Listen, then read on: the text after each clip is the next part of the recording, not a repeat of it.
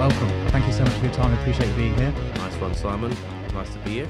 Well, it's a real pleasure to meet you. I followed your career, over 20 years in the Premier League, something like that, or a couple of decades, Yeah. 500 games. I've, followed your career. I've, watched you so many times on the television. It's great to be able to actually meet you here today. No, it's good to be here. It's good to be here, and you're making me feel really old. 22 decades of football, yeah. But yeah, it's good to be here. Yeah.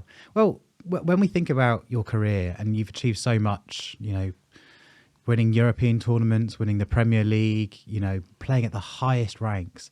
When you've had a career like that, how do you start even considering life after football and, creating what happens next? And, what happened, we've seen so many players now where they kind of, they don't necessarily, they can't live up to that, what's after. How do you start to prepare? I mean, to an extent, I think that you find that the success of some people's careers determine how easy they step into post-football.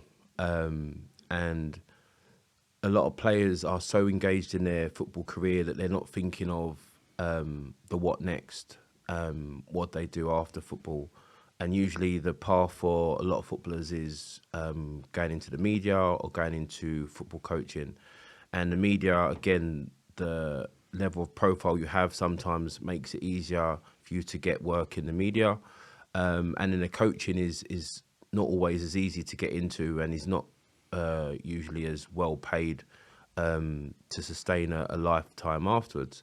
But for myself, I knew I wasn't going into coaching. When I was at St Johnson, when I was like getting older, I was thinking, it's not football coaching. I travelled a lot, football now. I was in Scotland, and I thought I want to be back nearer the family.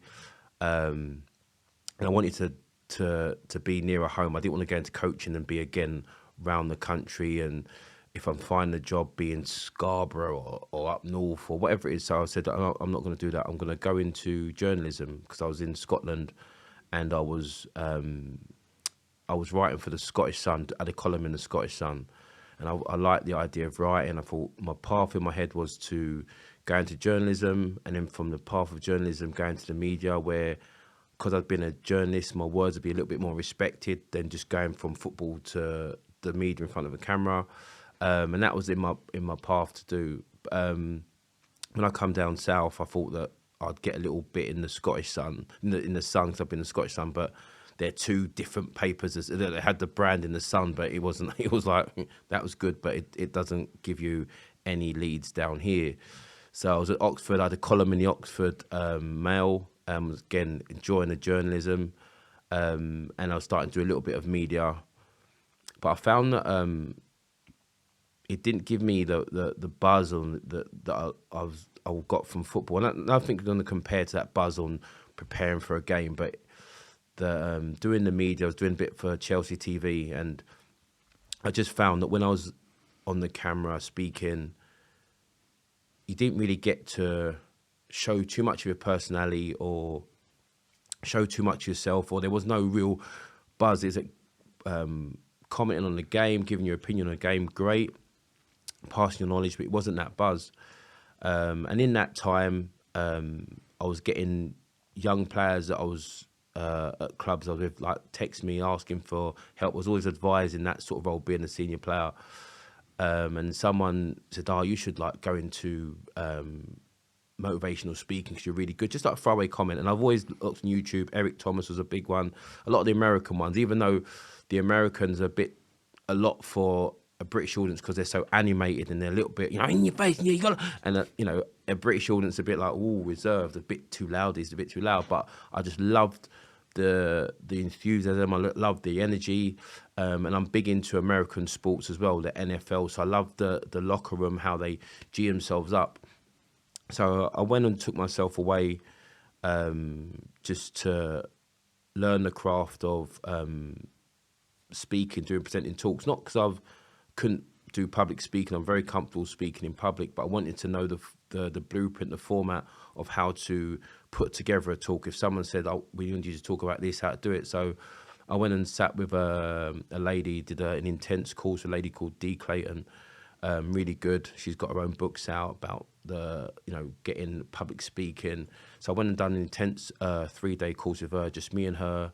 I think it was like 6 hours a day, just stripped it bare, and and it was really good. So out of that, can put together a talk. Someone asked me to talk about the oak tree. I can put together the oak tree, including a story, including making it personal for myself with outcomes. I can do that. So I started doing a few of them, and afterwards, when I was doing them, people go, "I really love your talk," and do you do one-to-ones?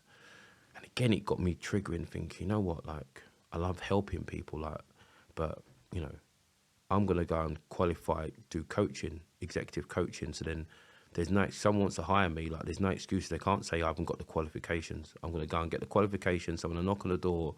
What's their excuse? So I went and got executive coaching. I've phoned up the company, the OCM, asking, well, do I need to have any, is there any backgrounds? I'm just coming here as an ex-footballer. I want to get into executive coaching. I don't want to go online and just get a little, £10 and a badge. I'm a qualified coach. I want so I went and they said, yeah, you can, you haven't got to have anything. It might be a little bit difficult for you just going at this level, but, I'm competitive like now, so that's fine. So I went and done it. Day one, they gave me 10 books. I'm like, gotta read all these. I'm like, oh, man. So I went and qualified as an executive coach, mentor, and then started going from there. So that's what got me on the path of what I'm doing now. Made leaders come on the back of that, sitting there on the back of that. But yeah, it's been a journey and a path of, I knew I wasn't going to coaching. I knew the media and talking and just the path and the journey it took me to, being an executive coach, being an elite performance coach. And, that's why I'm here now. So the post-career for me has been a journey. And it's been an enjoyable one with the direction. I knew what I wanted to do, what to be. The media thing just didn't give me the buzz. Helping people gives me the same buzz when I'm on stage or in front of people. It gives me a huge buzz. The whole preparation the day before, so I'm getting ready for a game. Checking stuff, going out in front of people, standing there and trying to impact just one. I don't look to just one. Just one for me is to try and impact one person in the room. So yeah, it gives me that buzz of helping people. And Made Leaders, your baby, which you set up. Yeah. And what I love, because I'm of course from the world of business, you're from the world of sport, and what I love is the fusion between the two and the mindset, the resilience. You can bring it all together, and ultimately what you're saying is leaders are made, not born. Yeah. And I think that's a really important message, because to get to the top in any of these, and I've interviewed a lot of CEOs on this podcast, and you'll find that most of them, they've had to build themselves. They never set out to be Becky Holland, who I interviewed last. She just said, well, I never set out to become a CEO of my own business. She said, but it was just a slow increment of things that are built, and guidance she had and different people she had. But when you were thinking about kind of what it's going to be and how you're going to help people, and thinking, from all the leadership that you've worked with from your footballing careers, leaders are made, not born. Where did that come from? So I was when I was sitting there thinking, I know I wanted my own company, my own business, and the phrase "leaders are made, not born" is for me is everything. Is that you have to work for everything. It has to grow. It has to, there's, I always have to think talent alone is not enough. And it's the same with leadership. Talent alone can get you, the first stage of just raw talent will get you you'll either be good, bad, or okay. That's where you'll start. You'll either be good at something, you'll either be okay, or you'll be bad at it. That's your raw talent. That's the level. And everything other than that will take work, will take listening, will take all these different qualities to get to, especially to elite. So if you've got the qualities where people actually stand up and listen, and usually when you're younger, it's the kid that's the most confident, the kid that's the loudest, everyone stands up to, we're going to go here. And everyone, you've got the shy introvert personality. It just follows, right? So I always got leadership qualities. But beyond say 13, when everyone starts getting their own personalities, if this kid has no understanding or learning or guidance of what to do with this raw leadership qualities he's got, it can't go no further. So as a leader, like, you know, they're not born. There's a certain element of them, like, you know, they might be the strongest one, they might be just the most confident one, they might be the fearless one, but everything else from that is developed. And it's, you know, and that's my saying with leaders. Like, I worked, you know, when I started it, I had the idea. I've worked under so many good leaders, but played alongside some good leaders, and there's a lot of knowledge there. And like you said, there's so many parallels between sports and business. And I thought, you know, I could help a lot of people outside of sport with just a different way of thinking. You know, I have to say, and always say it, you know, 7 and 2 is 9, but so is 5 and 4. So I'm going to come in as the 5 and 4. I'm going to say to you, look, yes, you know, 7 and 2 is 9, but so is 5 and 4. So now you've got 2 ways of solving a problem, 2 ways of getting to the end goal, which you want. You want to get to 9. It's great, but if you're blocked on that way of thinking, there's another way of thinking. I'm coming here and showing people there's a different way of thinking to get to the same result. You want to be the best at what you do. Have you tried this way? And that's all I'm saying. Here's a different way of thinking. There's a different way of solving a problem. So, you know, leaders are made, not born. Do you know what I mean? It's just my way of saying, people, whatever you have, whatever you've got, there's a way you can get better. There's a way that you can get great. There's a way you can get to the top. And that, you know, that's my ethos. And what's I mean, taking the parallel from all of your, you know, from the elite level of football that you were playing, you know, which, you know, if we, every person, when you go to a football match and there's 50,000 people there watching you play, every person pretty much wanted to be a football player. Yeah. There's probably, you know, 0.0001% of people that made it to the level. I mean, everyone in school was playing football. They all would have dreamt about being a footballer. What was it that made you elite? And then how are you able to pass that on now as guidance? So when I speak about the elite performer, and you're right, it's the 0.01% that gets through.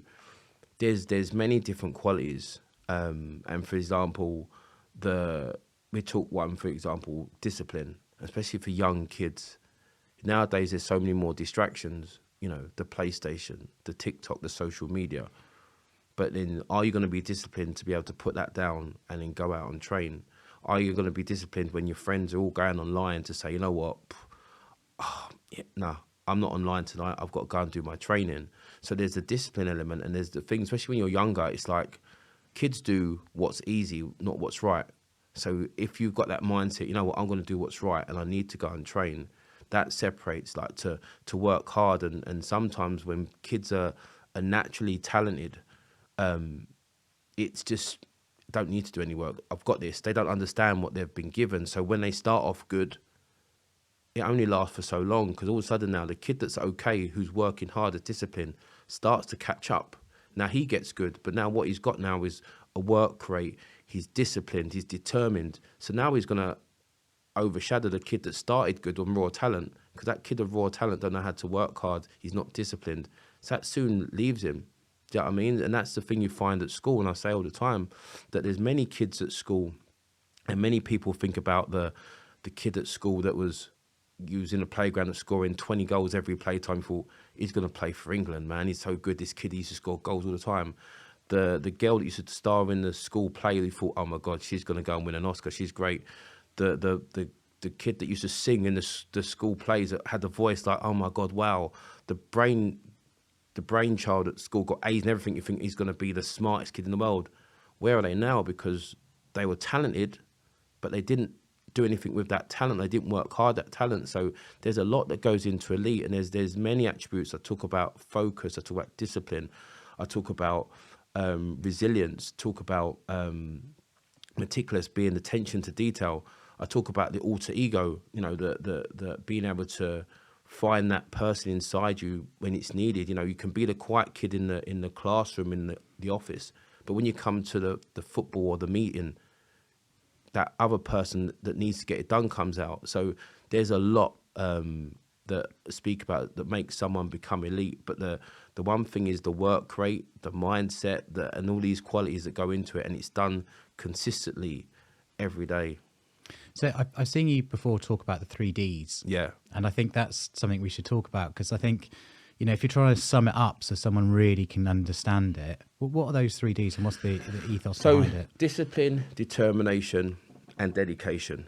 So, you know, it's a simple one. You know, do you have the discipline? Talk about discipline, and discipline. You know, it's not the sergeant major army thing. It's just the discipline of doing what you don't want to do when you have to do it. Do you know what I mean? Like, you know, I've started myself just getting back into the gym, like getting up in the morning. Don't really want to do it, but just, you know what, I have to do it. It needs to be done. Like, do you know what I mean? I need to do this. And it's the discipline. And sometimes people think, yeah, it's sport. But then does someone have the discipline in, they have a big meeting in the morning and, you know what, oh, we're just going to go and have a couple of drinks in the bar, a few wines, and then, you know, I've got to go home, I'll have a few more. Do you have the discipline to walk away? So I've got to go and prep for my meeting tomorrow. It's a big meeting, I've got to go home. Even the discipline of, like, what you eat the night before. So, oh, I'll go and I'll get the curry in, but then waking up with a stomachache. Just little small things that people just throw away, like the discipline of doing stuff. Determination, you know, how determined are you? When someone says no, what do? Okay, accept the no, or go, no, I'm going to get this done. I'm going to get it done. No, I need to get it done. And it's just, you know, the determination in some people that it's just a no means stop. A no just means okay then, and that's your no is the answer. Rather than say no, that no, I'm not gonna end here. I'm gonna carry on and go again. You know, and the dedication in making sure every day, no days off, that I'm gonna just get this done. Every day I know where I'm gonna be. So there's the 3Ds are. It's a simple thing, and I always say that. It was said to me when I was 9, Ted Dow at Chelsea was my football coach. He said to me, if you have the 3Ds, you'll do well at football. If you have the 3Ds in your life, you know, you'll do well at football. And it stuck with me, and I did. And it's a small thing, and it's sometimes one of the things that I, you know, if I go into a school or academy, it's an easy one to say to young people, because it's easy for them to remember. But it's also for any adult. Like it's just like that. Discipline is such an easy word, and it stops the ordinary or the good being great or elite. Just having good discipline, and you know, dedication. Are you dedicated to what you want to do? Are you dedicated to your craft? Are you dedicated? Because sometimes the dedication means that actually when you go home, you're not going to go and watch Gogglebox or Love Island. You're going to actually just go online and do a little bit more on your craft and do a home study course that might separate you from the person in the office or the next person sitting at the desk next to you. So them sort of things that I'm dedicated because I know where I want to be.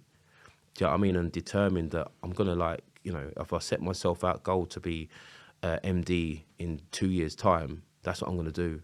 I'm determined to make it. And just because he's given me a bad review doesn't mean it's going to stop me on my path. So it's as much as it's the simplicity, it works. And where does the goal setting come in as part of this? Because I think probably it comes maybe before, which is you've got to be really clear on a goal. But I do find just with this changing world and this changing landscape, and everyone's talking about work-life balance and this and that. Where does that come play into this? Because it's so underrated. Like when I started on this journey of coaching, executive coaching, helping people. Like in sport, it's easy to set a goal. Like, you know, I want to be top goal scorer. I want to win man of the match. Like it becomes part of you. You set a goal because that's what you want to achieve. And apart from, you know, school going, oh, I'd like to get an A, or I'd like to get B, or I want to go to this college. Goal setting is not something that a lot of people do. When I'm speaking to a lot of people, like, what's your goal? I was like, oh, I don't know. They just turn up for work, do their job, and that's it. And then maybe someone might go, oh, you're Drew. Oh yeah, I'm at Drew Race, and I'm Drew. They're like happy in their position because it's just they're happy where they are.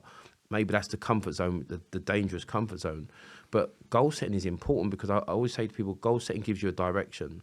If you left your house and didn't have a direction, you just wondrously start walking, and you could walk in 2 miles and just wondrously walking. But the person with a direction could leave his house and walk 2 miles and be 2 miles further to the same distance, but be in the direction of where they want to be. The other person's wanders needlessly doing the same 2 miles, but no further to where they need to be. So goal setting is important. And then, like I said, like when I started my journey, it might be changed from the journalist to the media that maybe I said at the beginning, but because I had a goal, and on that journey, it's changed course, but I'm always moving forward, and I'm here now. So I'm saying goal setting is very underrated and undervalued, and not enough people actually set themselves goals, whether it's because they're scared of failure or whatever it is, but goal setting is so undervalued. When you're talking to businesses today, where do you start? So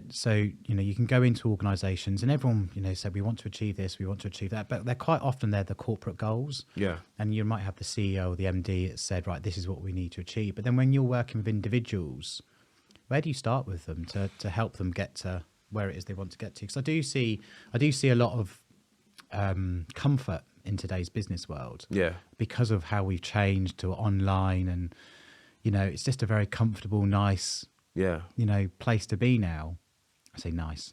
I mean, and I think all of that is kind of, if I think about when I was really performing at the best in my career, I was out every day. I was in London. I was meeting clients, and it was every day was a fight. Yeah. And I think that's the exciting struggle. Yeah, You've got to be in a bit of struggle. One, you mentioned something earlier, and you said the whole work-life balance. There's never going to be a balance. No. Like people searching for this balance. There's always an imbalance.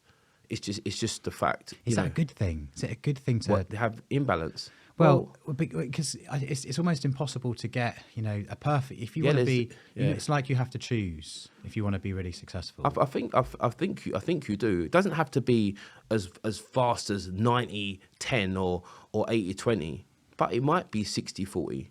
It might be that imbalance of little tilt where towards one. Because if you want that home life, great.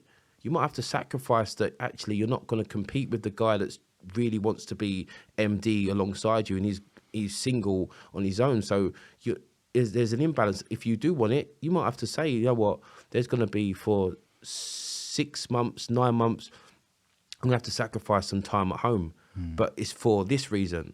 So you can't have that sort of, I'm going to be at home and do the work, and there's an imbalance there. There is, and you find that because the imbalance comes with sacrifice. My belief, you look at any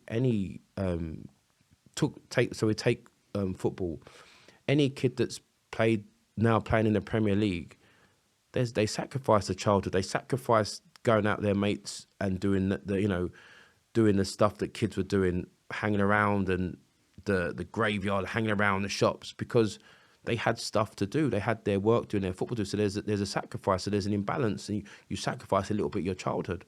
And if you want to be great at what you do, there's an imbalance. It doesn't have to be as extreme as you have to cut everyone off. But some people do, because that's the choice they make in the sacrifice and the dedication they're putting in.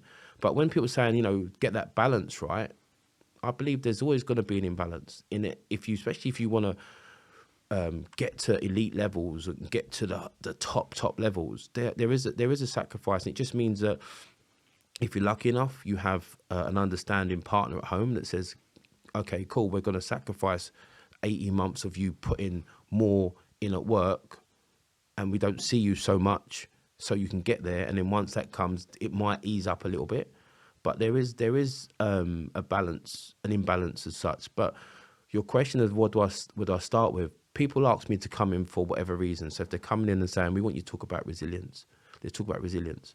So the start would just be me understanding what they believe resilience is. What is their definition of resilience? Because if we're not on the same page of that and I'm speaking, we're going to go off different ends. So what is their understanding of what I'm talking about? What's their belief? What is resilience? And then we can talk from there.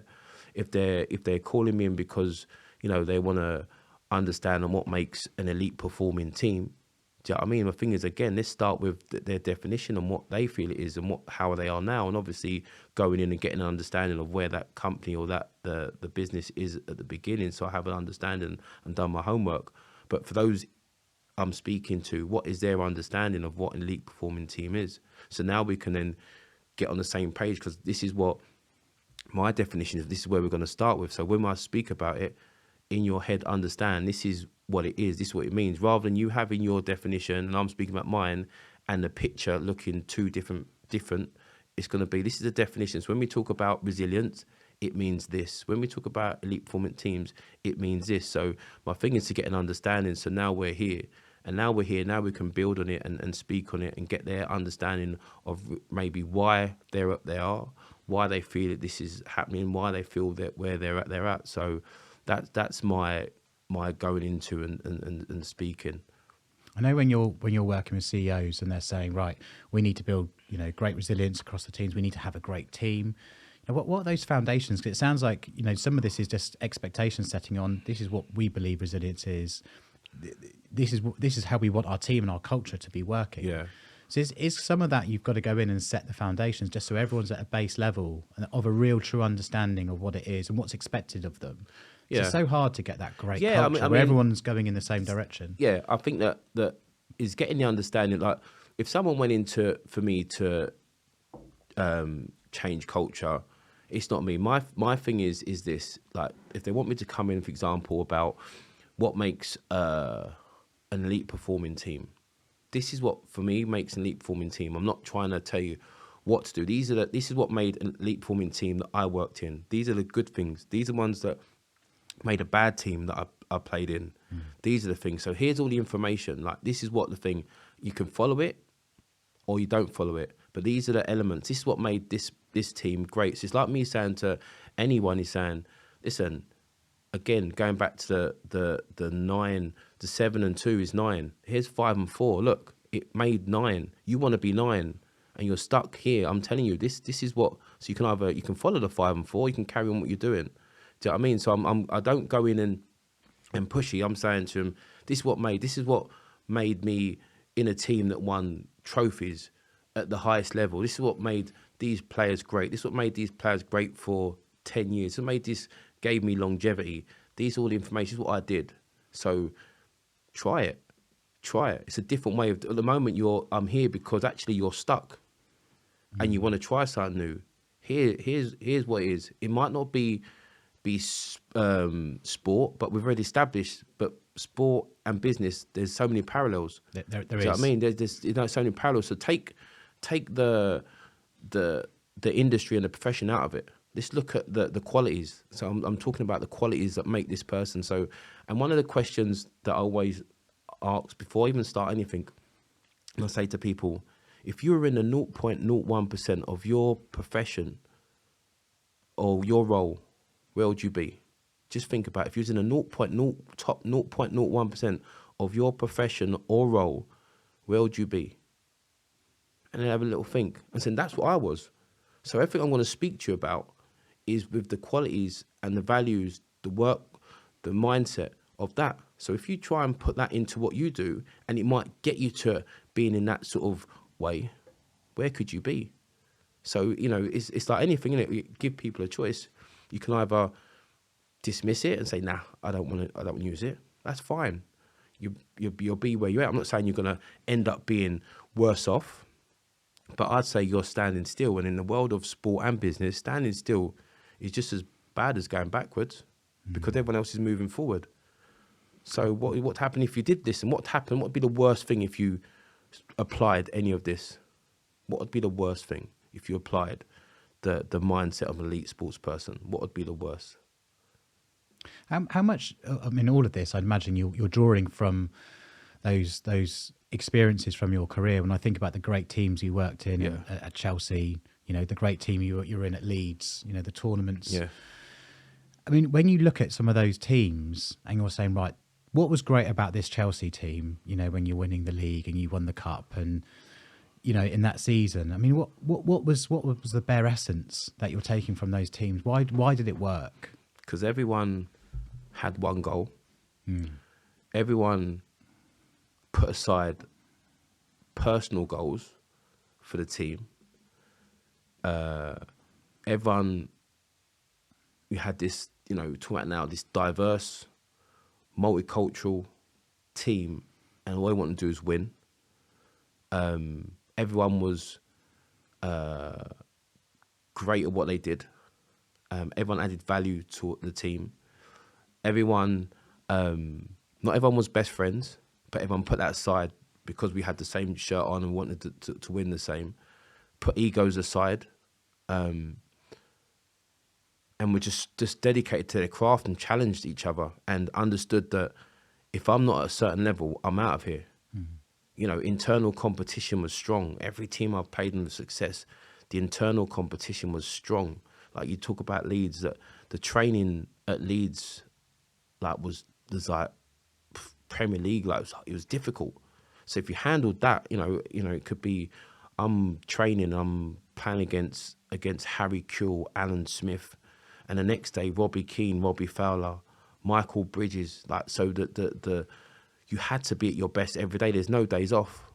There's no days off. You had to like be, so you was always getting better at training. So training was hard, but it made matches relatively easy.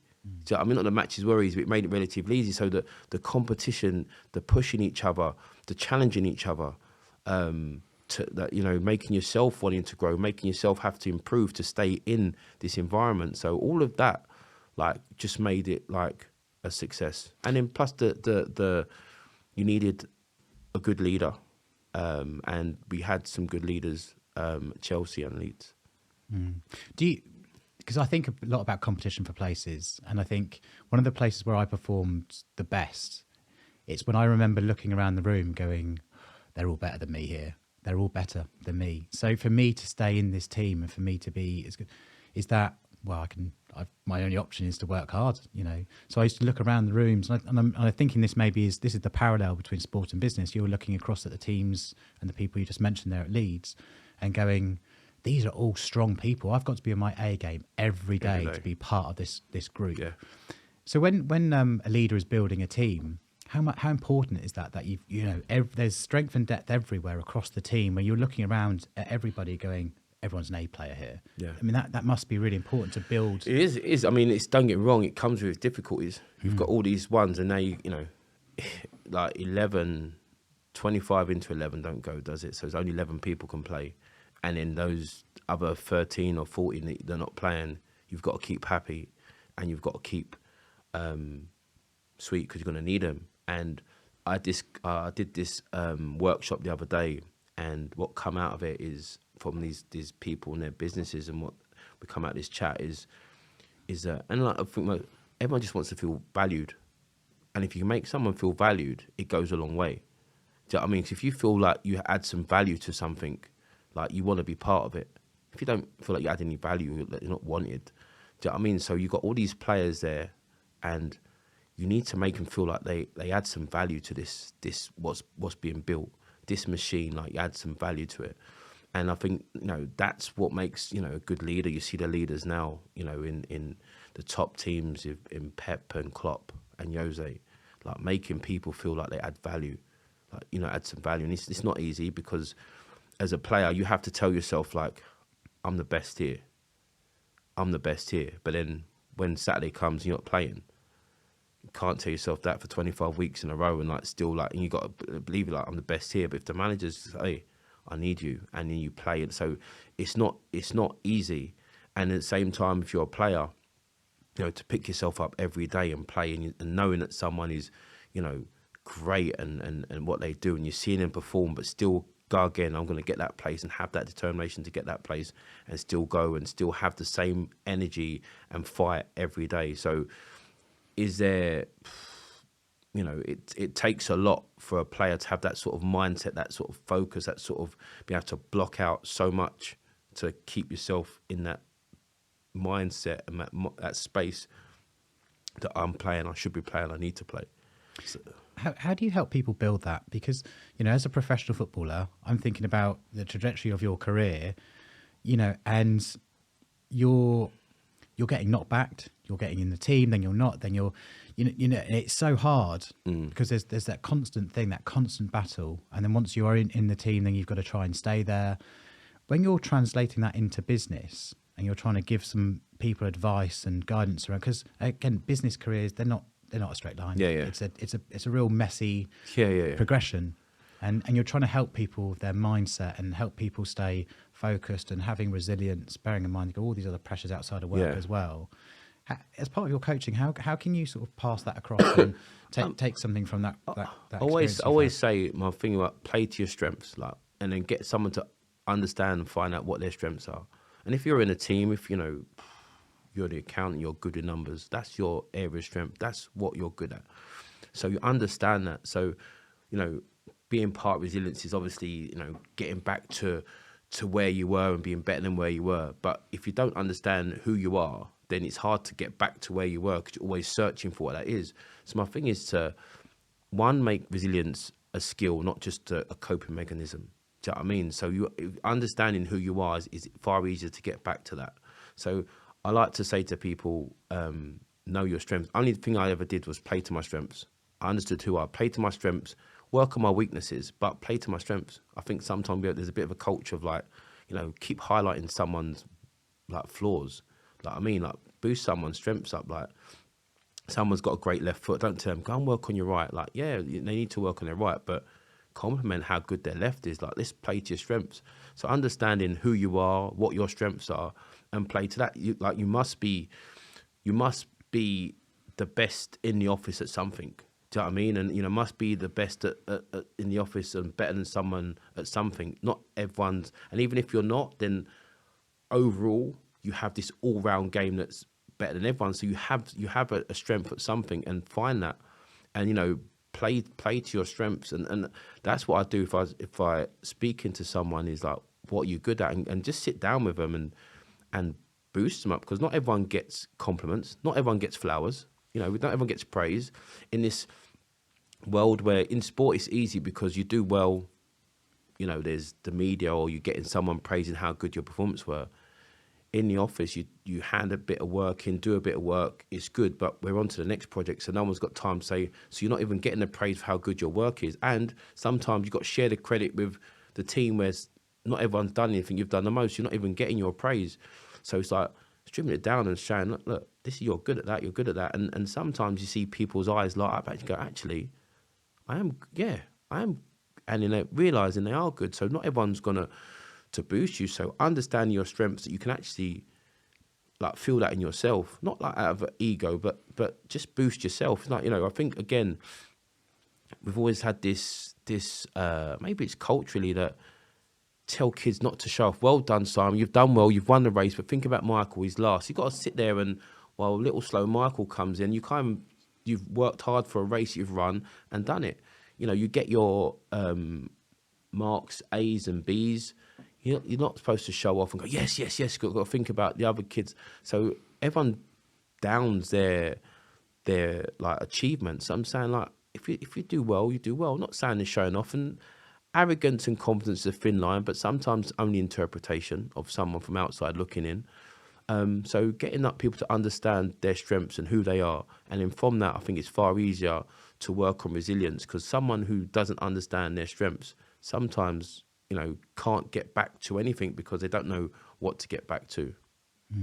And just a real example around resilience, I didn't even realise until this morning. Maybe I knew it from years ago if it was in the media, but I didn't realise when you played in the cup final, the European Cup final, the Cup Cup final, that you were suffering from Bell's palsy. Yeah. I mean, it must be. I know it's probably a difficult memory, but what a proud moment to get through it and still win. I mean, yeah, it was I mean, so I posted the other day. I can't remember what made me think. So I have this talk I do called Raise Your Game, and raise an acronym. It's like resilience, accountability, integrity, strength, and excellence. And, you know, when you heard the term raise your game, but, you know, it means a little bit more. So when I talk about resilience, I have a picture, and there's a picture of me winning the cup final, like finishing off, and I'm celebrating. I look like, the best way to describe it is Sloth from the Goonies, a black sloth from the Goonies. My face is all, but I've got a winner's medals on. I'm cheering.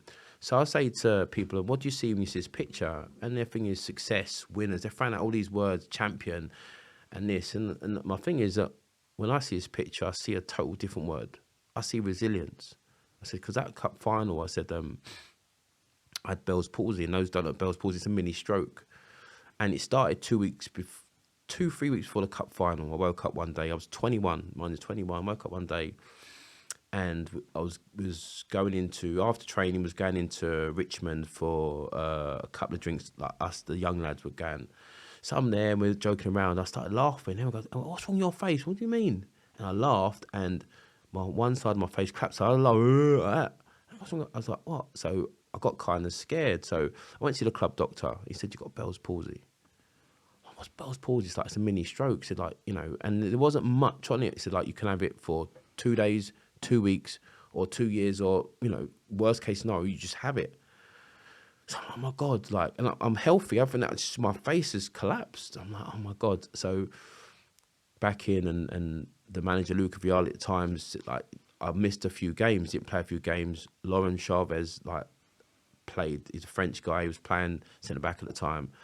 And we just won the Winners' Cup semi-final. So we had we just won the League Cup, and then 2 days later we won the semi-final, Stamford Bridge. So we got the Winners' Cup coming. And I'm thinking, oh my God, I'm going to miss the biggest game like of my life.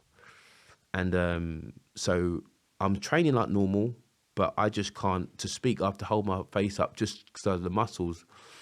And but got myself well, played in the cup final, and my second cup final now. I'm thinking, okay, can't let anyone down. I've got World Cup stars, this and that. I can't let anyone down. Like, come on.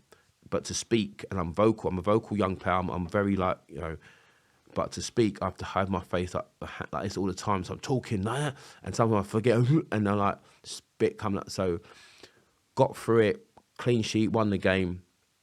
And then obviously when I look at the pictures now, I'm like, I see myself and on my face there. So it's a proud moment, one of the proudest moments football for me, because to get through that, like I say, when you're playing a game, if it like it's on your head, isn't it? Like you worry thinking like you got niggle, but this is just the worst.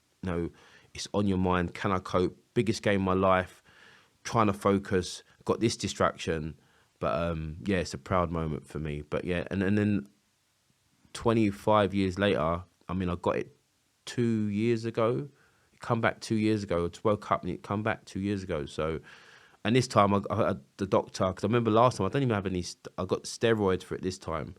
So it got through. They talk about it maybe being stress, or I definitely wasn't stressed. Maybe back then, but then they say it's something to do with the muscles being frozen, or I don't know what it is. But yeah, I've had it twice now. Wow. I know. Nearly ruined my modelling career, didn't it? But again, proud for you to look back. And I'm sure, through your coaching, when you share that with, audiences, and that must really resonate, which is, that you've got to have the resilience to get through something like that. And that's what you've got to build for, for that very uncomfortable, difficult challenge, that's not going to get in your way. Yeah. It's a relatable story. When I start saying that, and then asking people like to think of, like, giving moments to think of like a really uncomfortable situation that they overcome, people start thinking. So because of that level of depth, they start thinking deep. But resilience is needed like on a daily basis, every day, whenever. But it's just one of the, like, if I'm honest, like with my angle of coaching, executive coaching is saturated now. There's private executive coach. Everyone's a coach. Everyone wants to be a coach, and sometimes people don't know what a good one is. You know what I mean? It's like, if you don't know, then it's like, oh, he's a coach. He's a coach. What's a good coach? And I separate myself. I'm elite performance coach in the sense of like, I can get you in that bracket of to be elite, and I don't claim to be anything. My approach is simple. I'm saying that we talk about now the power between sports and business. That's why it can help you. I've got to the top in this industry, and it can help you in this industry. And part of my thing is, the art of storytelling. Telling you. It's not like, I'm not sitting there like with a pint in my hand telling you old football dressing room stories and he done this prank, and it's stories that resonate, that can help you. And this is how I got through it.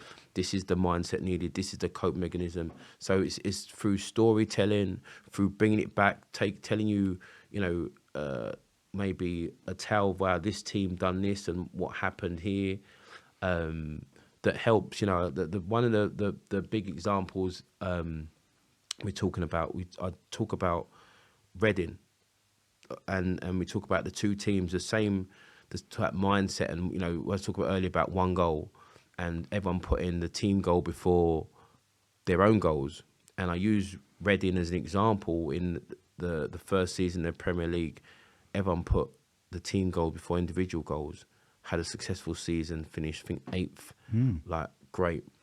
And the second season, when all the plaudits and everyone got pumped up and everyone's been told they're great players, the second season, everyone started putting individual goals before the team goals.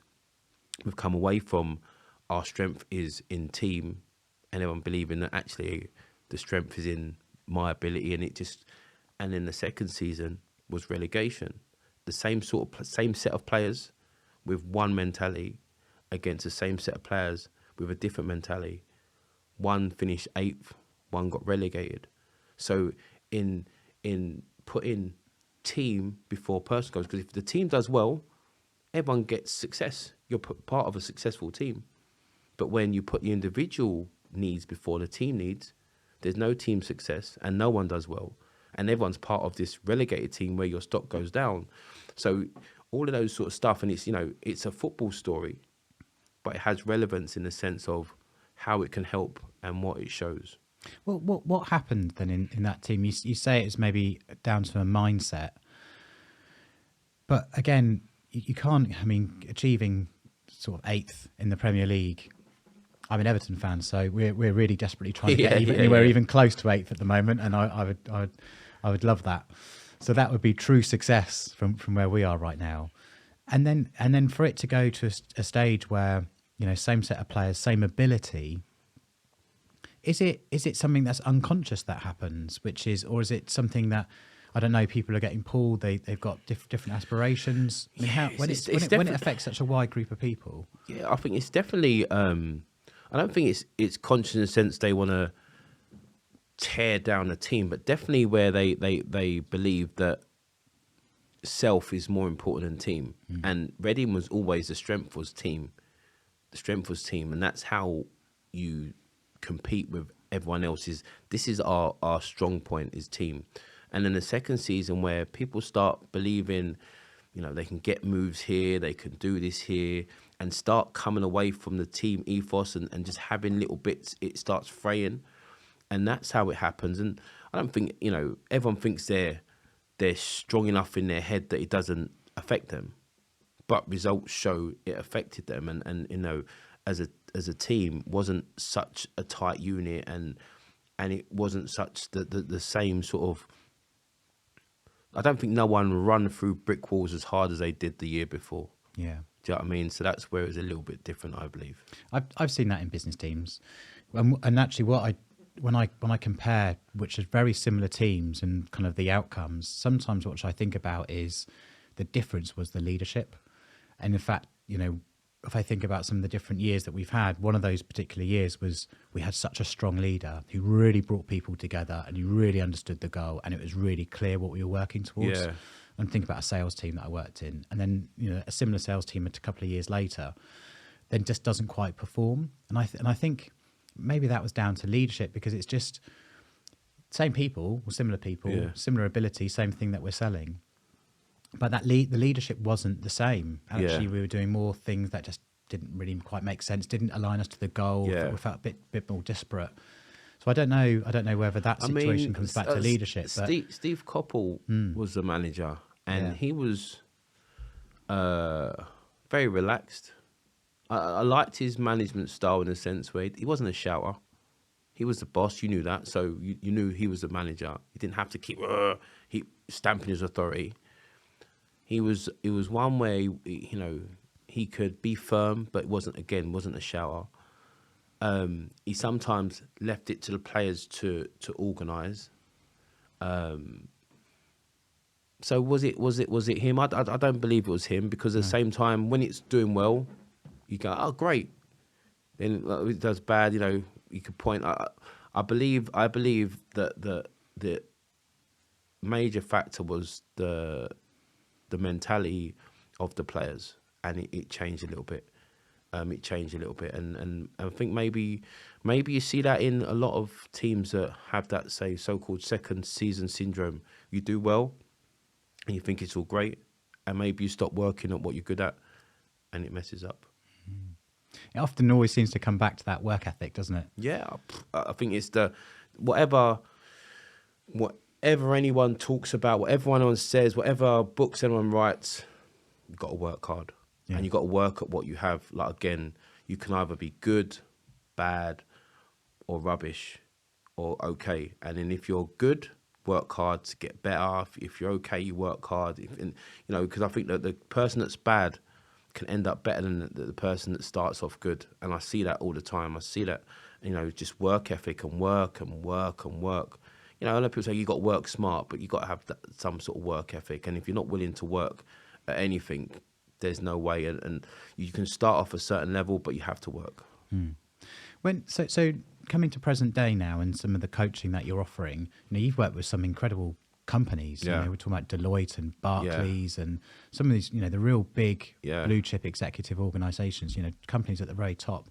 How are you helping those businesses? How are you getting called in, and kind of what's the shape of the coaching and the guidance that you're offering them? Some are individuals and some are teams, and delivering, again, like we're speaking about, people want what makes a great team. People want their team on fire. People want their team working well.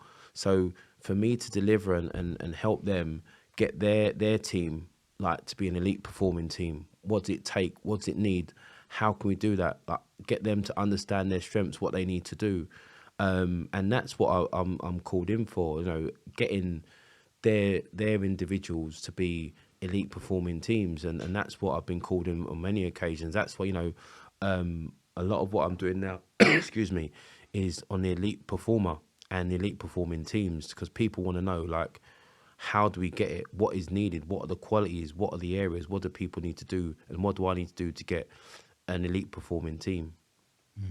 And then how do you sort of approach some of that? So if someone going into a team of people, Yeah. 10 people, they're all maybe jostling for position, they all have become an elite performer. What separates them? How do you kind of What start to separates pull them, that? again, like some of the qualities. So if I was going into a company and we're talking about, the elite performing teams, I'll give them, the qualities that are needed, the mindset, and the reason, the why. Like Simon Sinek says, the why. So these are the three things that, and breaking down that, and then using the examples of the teams I was in. Do you know what I mean? As a reference. But they're the main things, the qualities as an individual, the fuel, I call it the fuel. Like, what's your reason when you get up in the morning? What's your fuel? What fuels you? What is the fuel that gets you to be, because some people say, because I love it. Not many people love what they do. Let's be honest. Like, if you're a sports person, you love what you do. But not many people fall into it because actually it's the best thing they do. That's why they're at work. It's the best thing they do. They don't really love it. So what is your fuel? What's going to get you out of bed? Some people have a purpose. I want to put my family in a better lifestyle. Some people say I just want to make loads of money. Whatever it is, it's got to be strong. It's got to be strong, because there's going to be dark times. There's going to be people saying you're rubbish, you're not good enough, or it's just going to be difficult. You've got bad review. Your boss is putting you on review. Like, whatever your fuel is to get you out of bed, it's got to be strong. Understanding the qualities, and that is, that these are the qualities that you need to get yourself there. And we're talking, again, repeating myself, is the discipline, the dedication, the resilience, the having the focus, being meticulous, alter ego, so the determination. There's a few, and understanding that and how you can apply them into what you do, and in the mindset, in your mind and I know sometimes it's like when you speak now, there's so many words that are just thrown around. People go mindset, and it's just something that people just say. So when you speak, but the mindset of what separates, and sometimes that's the big thing that separates the good from the great. It's just their mindset, their approach, and their mindset can cover all things anyway. Like, you can say mindset, and you can cover the qualities and their approach and their fuel, but the way they think, open.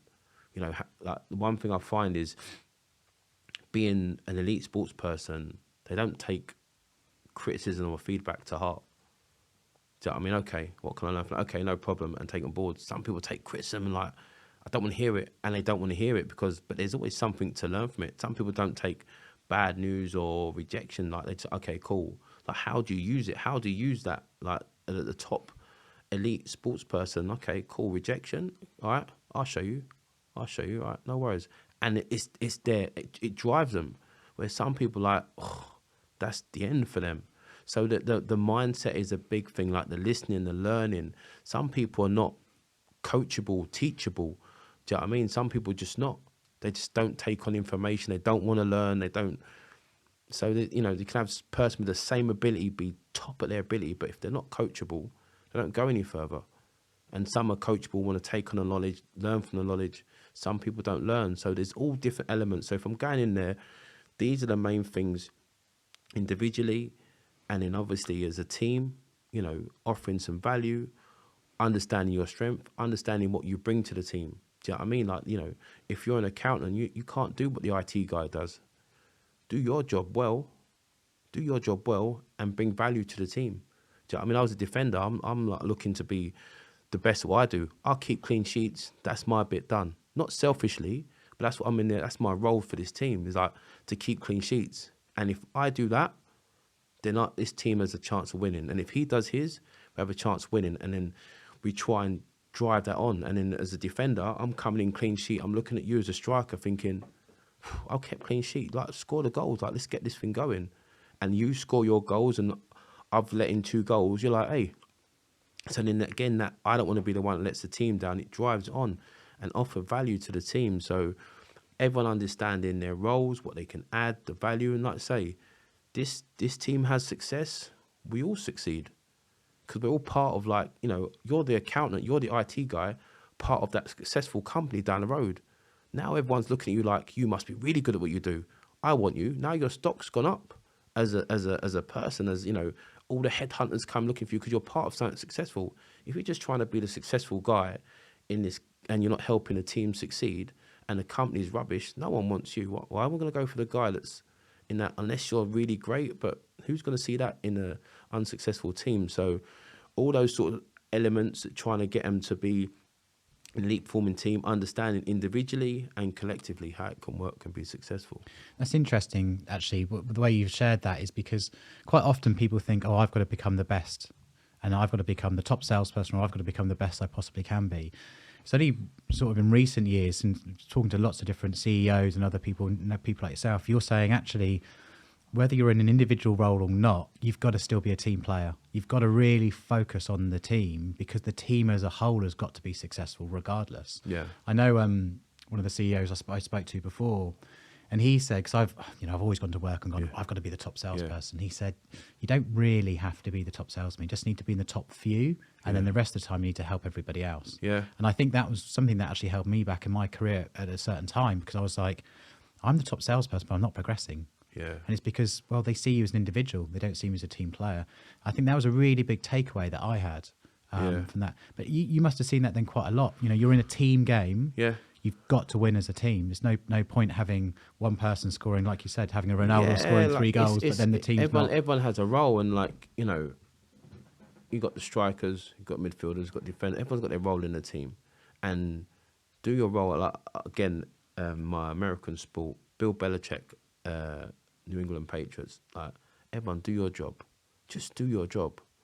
Like, and it's like, we all in an aeroplane and the lady says that, in case of emergency, put your life jacket on first before you help others.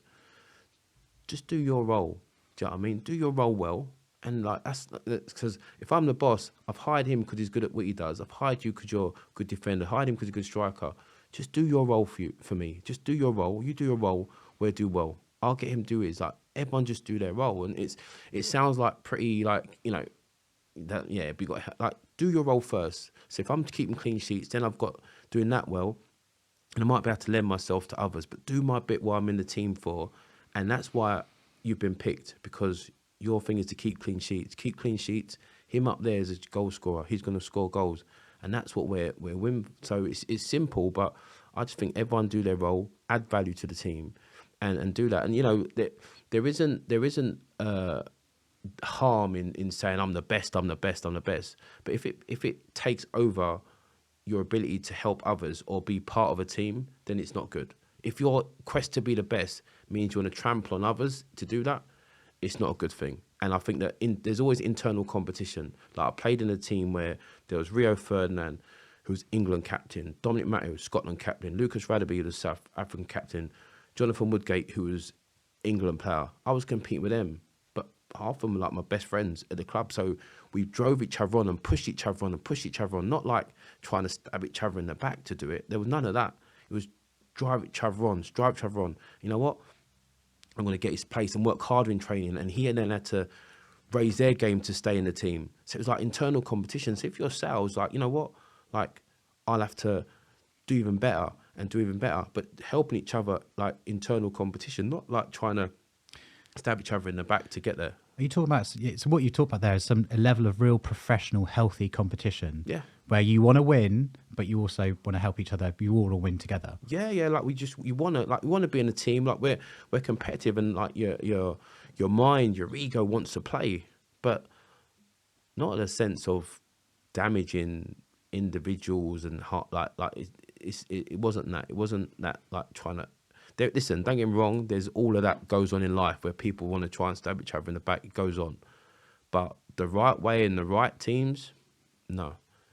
There's a different way, and people strive each other on, and then like look to help each other at the same time. Let's talk briefly about preparation. You know, you're going into these massive games. You know, you're playing against some of the greats. You know, you've got Les Ferdinand, you've got Wayne Rooney, you went to the new camp, you played against Patrick Kluivert, you know, who else? Bergkamp, you played Bergkamp. How do you prepare? You know, when you're going in, I mean, that's a hard day at work. You know, you're playing against Rooney or Kluivert or someone like that. How do you prepare against those sorts of top levels of players? To be fair, it's because we're in every day, so the preparation starts mainly like if you've got week to week, you'd have like Monday, you know, you're doing pattern of place. Nowadays there's so much video on people, so you're seeing what you're doing. It's drilled into you. So come Friday, like it's in there. Muscle memory is in there. You know what you're going to do, know the pattern of play. You've seen enough video. Luckily, you've seen enough of these players. So next one is just now your own self preparation. Like, so myself, you know, Friday, if you're at home, something to eat, I usually have salmon and rice, like just that with preparation. But then I'd shave my head, have a bath. I'm already thinking about the game. I'm in the game. Do you know what I mean? As it builds up, I'm in the game, going over it in my head, going over my head in the bath, going over my head, sleep, wake up, you know, there's a level of excitement, but still going over it in my head. Like, you know, it's at the beginning of the week, there might have been the what ifs and, you plan Thierry Henry or Dennis Bergkamp, like, you know, the what ifs, you know what they can do if they have a great day and you have a bad day. But as the week goes and the more preparation, you're like, it's gone. You're only seeing the good things and the belief, the mental thing in your head. So when I'm at home or even in a hotel on a Friday before that game, I'm visualizing, you know, taking the ball off him comes down there, the pattern of play we're working, I'm doing this. So I'm visualizing the good stuff. So come match day, I'm relaxed. So people say, do you get nervous? I'm saying no, because I'm fully prepared for this. I'm not nervous. There's no nerves. Like, and sometimes, you know, I should say to my kids, the only times you're nervous for exam is because you feel a little bit ill prepared. Like, I'm prepared for this. Like, I'm all right. And even on the days I'm ill prepared, there's enough of me to draw on my own ability to take any nerves away. So I'm prepared. So it's the preparation in the week that gets away any nerves. And come game time, I'm good. I've spoken to, I don't know if you know, Ollie Phillips used to play for England. He's England rugby captain. Yeah. And when I spoke to him, he talked a lot about visualization, which you've just mentioned there. And he said he would visualize them winning the game. He'd visualize the run he's going to have down the wing, or he'd visualize that happen. And it sounds like that's something, sort of a strategy that you would take place as well. I think a lot of players do it and see it and have that in their head.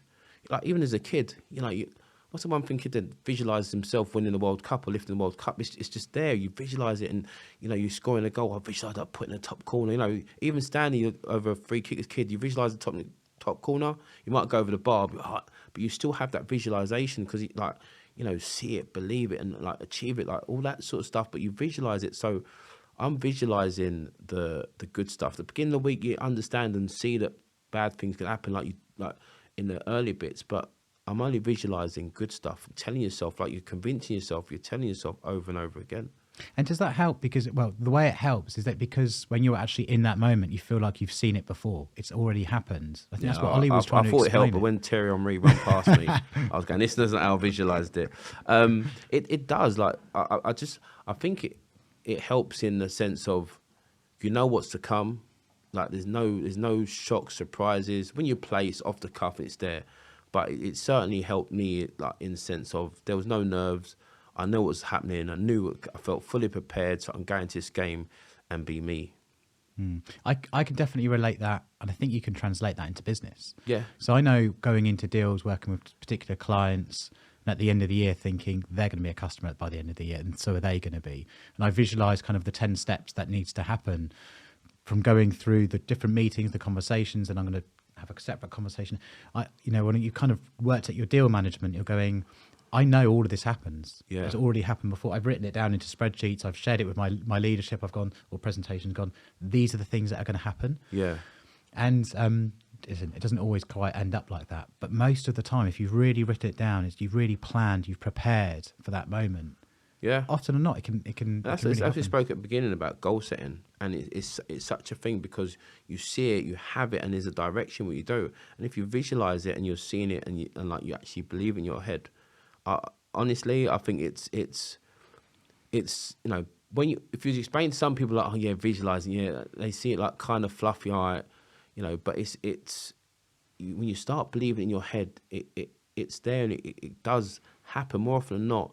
It happens, you see it, and there's no surprises. And even if I say to people, I talk about preparation, how important of preparation is, and talk about having a meeting and elements of your preparation, is your room prepared? So you're not like, you might set the room out the day before. So when you go in, there's less of thing to do roughing around. So you set it all out. Why? Yeah, I can do it when I get in. Okay, but what if you got stuck on the train going in and they got fluffed around? The room's all set up already, ready for you. So you ain't got to worry about that. You're doing your prep for the night before, all the stuff you want to talk about, all the stuff that's done. So you like the preparation rather than doing it, coming in, going in your room, office, like minutes before the meeting, trying to cram in your head like a schoolboy that's not done his revision. So the element of preparation, then you walk in a room strong, calm, understanding, confident, convinced of you're getting this deal over the line, the person going, and even if the scenario where the worst case scenario that the person you're supposed to speak to has changed and all that preparation you had for this person is different, doesn't matter because that's a minor detail. Now everything else is there. You just got to now use your ability and confidence that you are being strong at getting deals over the line, just to now work with this person, but not about being fluffy, like the room and I'm fluffing around, turn up, now I'm all sweaty. Oh my God, where's the, oh, I can't find the PowerPoint. Do it the day before, takes away nerves, that's ready, that's done, the room's set up, you're going in there, just getting, it's such, like, again, undervalued and underrated, like in the element of preparation. Well, thank you so much for your time. I really appreciate you coming in. No problem. Last question. What's the future? So we've made leaders. Where are you taking it? What's your hope for the future? What's the vision? To impact as many people as I can. I have a sister company, Made Leaders Next Generation, community interest company, where the aim is to impact and help young people, those that are not only unfortunate, but those that are fortunate, just to make sure everyone gets the chance to be the best version of themselves. So that's going well, hopefully impact a lot more young people. But in the world, like the Made Leaders in general, just to help and impact as many people as I can, help them be the best version of themselves. And, for me, myself, just to keep being out there, reaching out to people, and people easily reach out to me. Excellent. Well, thank you so much. No problem. It's been a real pleasure. Thank Appreciate you. it. Nice one, Simon. Cheers. Thank you.